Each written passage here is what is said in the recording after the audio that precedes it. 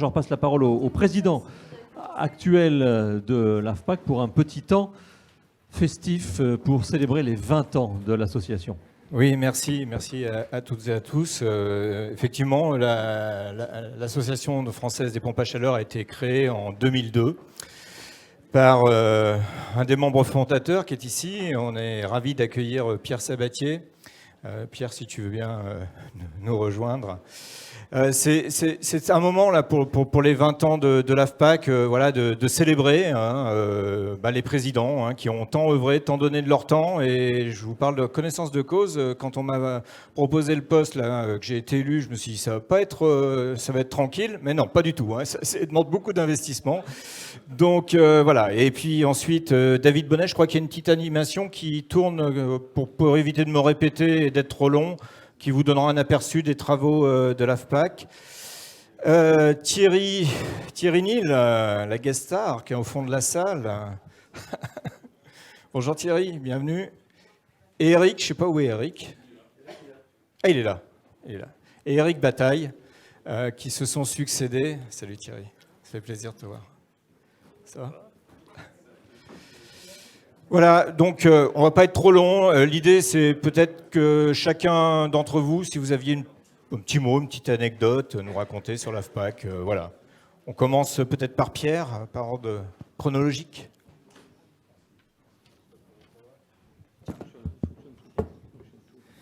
Oui, bonjour à tout le monde. Oui, j'ai eu l'honneur et presque le hasard d'être le premier président de l'AFPAC. Rétrospectivement, on parlait de milliers de machines, voire de 10 000 machines. Je vois qu'on en est rendu à des millions. Donc c'est vous dire si je dois être modeste et si je dois dire qu'on n'était qu'au balbutiement. Effectivement, en une minute, nous, on a commencé avec une feuille blanche.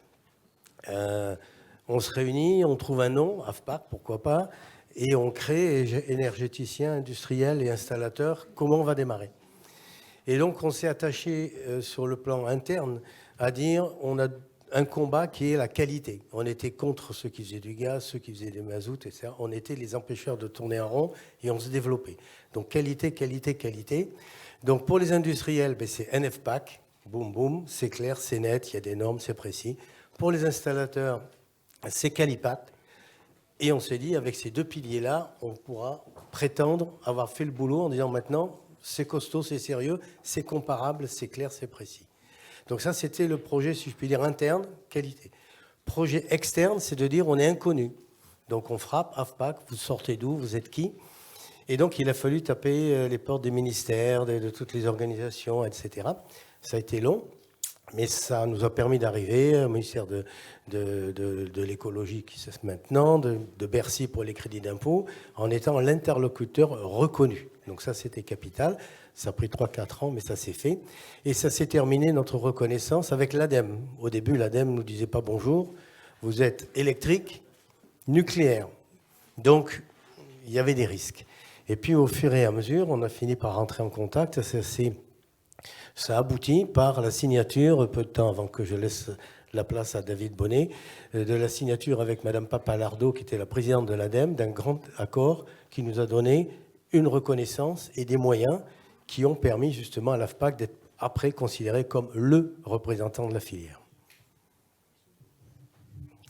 Oui, bonjour à toutes et à tous et merci de votre nombreuse présence. J'ai eu le plaisir et l'honneur de succéder à Pierre qui m'a beaucoup appris et que j'ai eu le plaisir d'accompagner dans nombre de réunions institutionnelles pour faire progresser notre dossier. Comme disent nos amis canadiens, je suis tombé en amour pour les pompes à chaleur en 1976, donc c'est une vieille histoire, et cette passion ne m'a toujours pas quitté. Je suis toujours en amour pour les pompes à chaleur.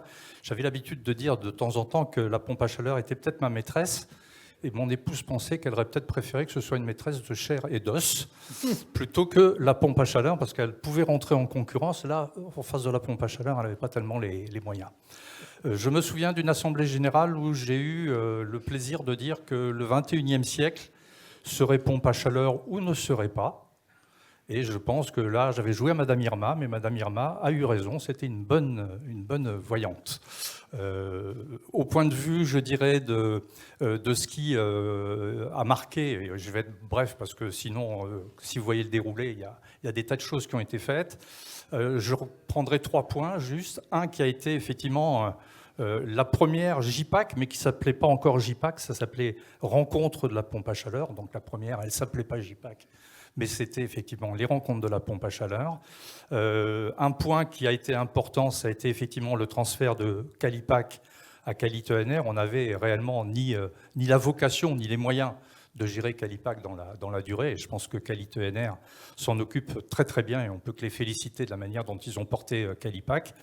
Et puis le dernier point, c'est la création pendant ma présidence de la commission acoustique. Je ne sais pas pourquoi j'ai fait ça ce jour-là, parce que ça ne nous a pas quittés. Et c'est un sujet d'importance, et là je le dis sans plaisanter, l'acoustique au niveau des pompes à chaleur, c'est un sujet dont tous les acteurs de la filière doivent se préoccuper, et c'est un sujet sur lequel, avec le vice-président qui est Christelle Mollet, on a l'habitude de travailler, de beaucoup travailler, et moi en particulier le plaisir de répondre à tous les particuliers qui viennent vers nous, malheureusement souvent trop tard pour faire du curatif, mais on essaye de plus en plus, par l'information, de faire du préventif. Et ensuite, effectivement, j'ai pris ma retraite, et j'ai cédé la présidence et le micro à Thierry Nil. Merci David. Bonjour à toutes et à tous. Bonjour à tous les anciens collègues que j'ai eu l'occasion de côtoyer à l'AFPAC. Il y a beaucoup de têtes que je reconnais dans cette assemblée, même si moi-même j'ai quitté l'univers du chauffage. Donc, j'ai été élu président en 2014, il me semble, et j'ai eu la chance et l'honneur d'avoir cette présidence pendant 6 ans. 6 ans où on a pu faire beaucoup d'actions. Je pense que la première des actions, et on le voit un peu aujourd'hui, c'est de structurer, d'élargir les adhérents. Je me souviens que l'une des premières actions, c'était déjà de pouvoir aller chercher de nouveaux adhérents. C'est une association, l'AFPAC, il n'y a que des bénévoles, et il fallait, le nerf de la guerre, c'est d'avoir plus d'adhérents pour pouvoir financer nos actions. Donc ça, c'était le premier point. Le deuxième point, je dirais, c'était la communication interne et externe, comme toute association, pour se faire voir, se faire reconnaître, se faire entendre, il faut communiquer, à la fois en interne auprès de ses membres et en externe auprès de toute la filière et de tous les organismes qui ont pu côtoyer ou pousser la pompe à chaleur. Donc là, je me souviens de toutes les actions que l'on a fait avec le HPA. Je suis content de les voir encore aujourd'hui et ici. Ça, c'était un grand moteur aussi de s'appuyer sur le développement européen des pompes à chaleur. Et le dernier point, pour moi, le plus important, c'était d'avoir une équipe, encore une fois, dans une association. Ce ne sont que des bénévoles. L'AFPAC n'a pas de délégué général. Ce ne sont que des volontaires. Ils ne sont pas rémunérés. Les gens sont là pour travailler ensemble, pour se développer. Et je voudrais bien que vous applaudissiez l'ensemble des membres de l'AFPAC qui ont travaillé à tous ces chantiers.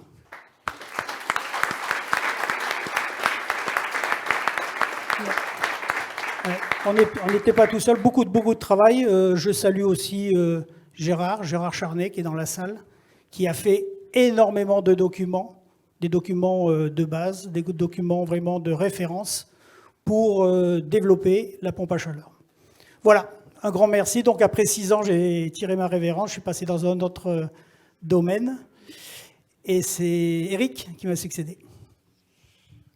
Tout à fait. Bonjour à toutes et à tous. Ça me fait plaisir d'être là et je vous raconterai une petite anecdote sur ce même type de réunion qui a eu lieu il y a 2 ans, je crois. Mais effectivement, j'ai succédé à Thierry. C'était pas complètement prévu. Voilà, Thierry nous a dit un jour, je m'en vais. On va pas laisser l'AFPAC comme ça aller à la dérive, ça c'était pas possible. Et donc j'ai dit ok, je veux bien y aller. Mais je n'ai pas eu énormément de temps pour m'y préparer. Et heureusement, effectivement, qu'il y avait une équipe solide, qu'il y avait Gérard. Thierry en a déjà parlé, mais il m'a beaucoup aidé. Et puis, sur le fond, Pierre en parlait tout à l'heure, la première démarche, ça a été de mettre en place des outils pour s'assurer de la qualité. Eh bien, ça, un grand merci d'avoir fait ça il y a 20 ans, parce que quand les pouvoirs publics ont, on va dire, réfléchi à mettre en place des aides très incitatives sur les pompes à chaleur qui existent encore, hein, avec MaPrimeRénov', les coups de pouce chauffage et autres que vous connaissez tous, on sentait qu'il y avait quand même un peu d'hésitation par rapport à l'environnement de la qualité. Est-ce que la qualité sera au rendez-vous? Est-ce qu'on ne risque pas de retrouver ce qu'on avait connu dans les années... tu as géré ça, hein, oui, les éco-délinquants.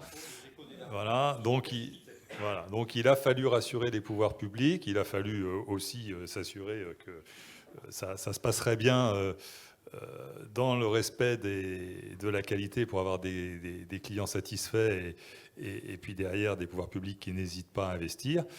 Et là, un grand merci à tous, hein, à tous les partenaires de l'AFPAC, aux organismes de formation notamment, aux délégataires, enfin à tous ces gens-là qui ont joué le jeu autour de l'AFPAC et on a, je pense, même j'en suis persuadé, pu accompagner le développement des PAC et maintenant on voit bien que les pouvoirs publics continue à aider et à accompagner le développement des pompes à chaleur. Et heureusement qu'on a fait ça, parce que la conjoncture actuelle nous a donné raison. Puis, une petite anecdote pour finir. Oui, il y a 2 ans de ça, c'était le 10 mars 2020, voilà, on avait préparé ce type de réunion ici même. Un peu avant, il y a un drôle d'animal qui est arrivé de Chine. Hein, on ne savait pas trop si c'était un mâle ou une femelle. On l'appelait le Covid, la Covid. Et puis on s'est dit, mais qu'est-ce qu'on fait, quoi? On a, je ne sais plus combien, Véronique, je ne sais plus où elle est, mais voilà, 160 personnes à accueillir. Et tout le monde me disait, Eric, on fait quoi? On les accueille, on les accueille pas, on prend le risque, on prend pas le risque. Et à l'époque, on était comme une poule devant un couteau par rapport à ce truc-là, quand on savait pas du tout quoi faire. Et là, j'ai eu une décision difficile, puisque c'était à moi de la prendre. Hein. Il y a des moments où on se tourne à droite, à gauche, mais non, il faut décider. Et j'ai pris une décision, je pense que je l'aurais pas prise si j'avais su ce qui allait se passer. J'ai pris la décision de maintenir. Et on a maintenu, avec 160 personnes, sans masque, sans rien, le 10 mars, 7 jours avant le confinement. Et là, je dois dire que la seule personne qui était vraiment visionnaire, c'était Véronique.